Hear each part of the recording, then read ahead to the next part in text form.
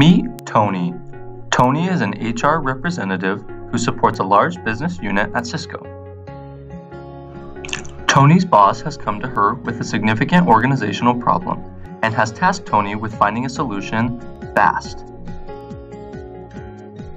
But like many other HR leaders in her position, Tony doesn't really know where to start. Tony, we suggest you use the organization design process.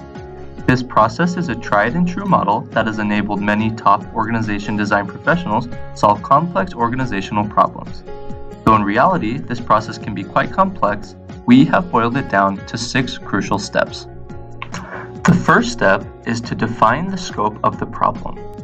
Ask questions such as, what are we solving for? And what are we not solving for? Also, consider how you will manage change throughout the process. After you have defined the scope, the second step is to examine the current state. During this stage, you will examine the current business model, business results, organizational structure, and systems and processes. Often, this stage is called discovery because it's focused on uncovering information and ways of thinking that may not be obvious, but that have significant impact on the organization's current state. The third step is to establish design principles.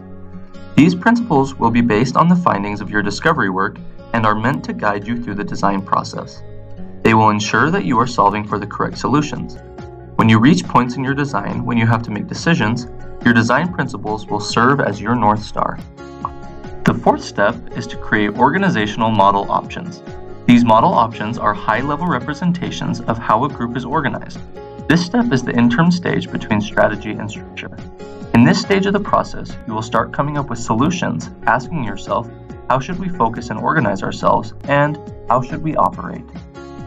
The fifth step is to build out structures. An organizational structure is more detailed than an organizational model.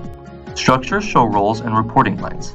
If a model answers the question of what is the right way to set up our business to meet our goals, then structure answers the questions of who should be in which roles and what will those employees do. The sixth and final step is to focus on the transition to the future. If you have ensured effective change management throughout the process, this stage will go much smoother. You should be asking, how do we implement this change? Whom do we communicate it to and when? And how do we bring people along on this change? This last step can be the most difficult to execute, but is critical. So Tony, are you feeling more comfortable in tackling your organizational issue? Kind of.